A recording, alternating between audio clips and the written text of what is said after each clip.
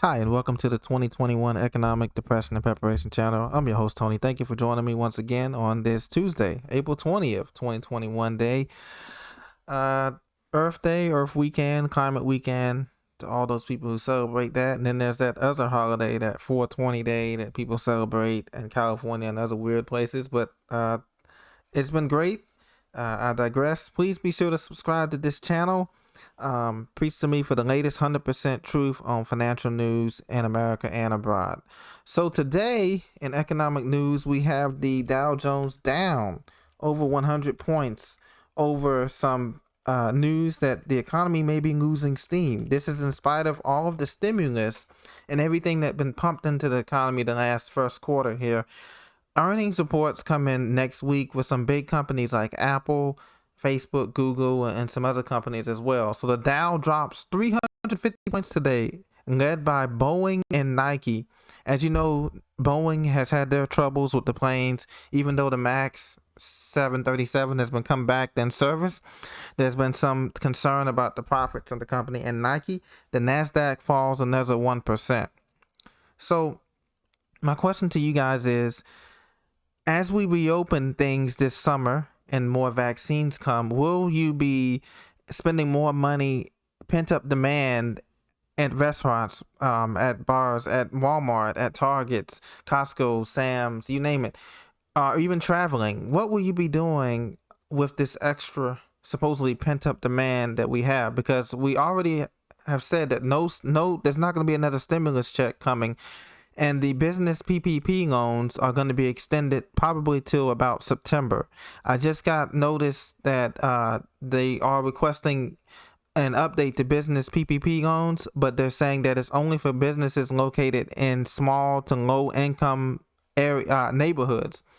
And you also have to meet some other requirements to get those PPP loans now. So things are cutting back drastically as we head towards summertime, and this economy is losing steam very fast. Now, President Joe Biden is saying that he's willing to compromise on the infrastructure bill, and as you know, that means that they're going to be looking for even more barrel bills to be added into that, more money for other congressmen and congresswomen and companies and states that doesn't need to be in there. But things are rising tremendously. Consumer prices have been rising by 10% this month. Going into next month, the only thing that hasn't been rising too bad is gasoline, but even that's become reports of $5 a gallon gasoline already in the LA area and San Francisco area. And there's reports of $3 a gallon gas as far east as Dallas now. So it's spreading as we get approach these summer months here. But also food prices. Have you noticed that there's shrinkflation going on? Every time we go to the grocery store, and I know a lot of you buy the same items every week, and I do too for the most part. Sometimes I switch it up. But notice the shrinkflation going on in these cereal boxes and these chip bags. And it used to be in just those items, but now they're even in the beef jerky. I mean, everything you can think of. Eggs are getting smaller. They're shrinking, putting less product in, but still charging more money. Have you noticed that? Let me know. Comment where you know. I know in the Northeast where I'm at, that's where it has been going on. I know I'm pretty sure it's the same in the South and in the West and the Midwest. Let me know.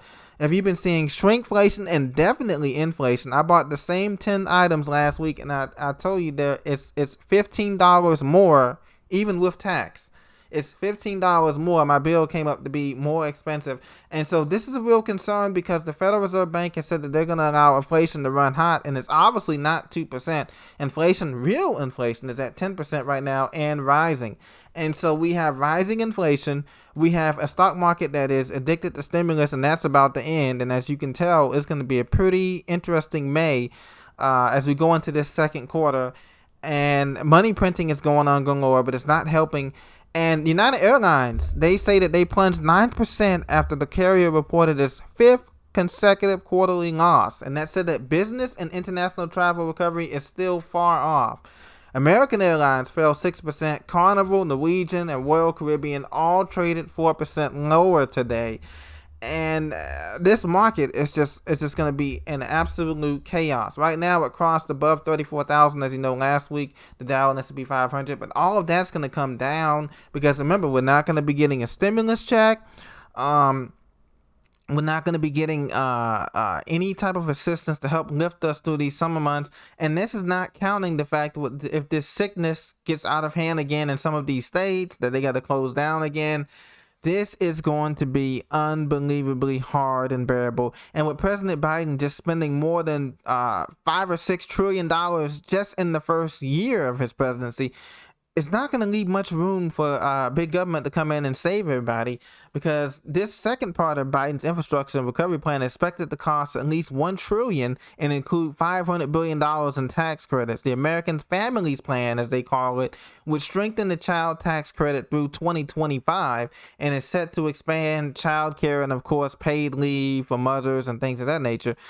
But, I mean, we're going to have property taxes are going up in many states. Today, the report on MSNBC is that property taxes in New Jersey, Connecticut, Massachusetts, New York have gone astronomical. Even in Texas, property taxes have increased.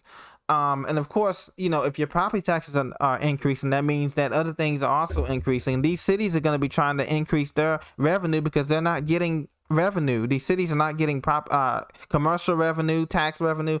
Municipal townships are not getting revenue. And so what do you think they're going to come for? They're going to come for you and I to try to make up the difference. It's not going to work this time because there's a huge deficit, both international trade deficit, as you know, with China. Most of our goods come from China, Singapore, and those countries, Thailand, etc. And so this is really going to break the back. Overspending always leads us into a weaker position.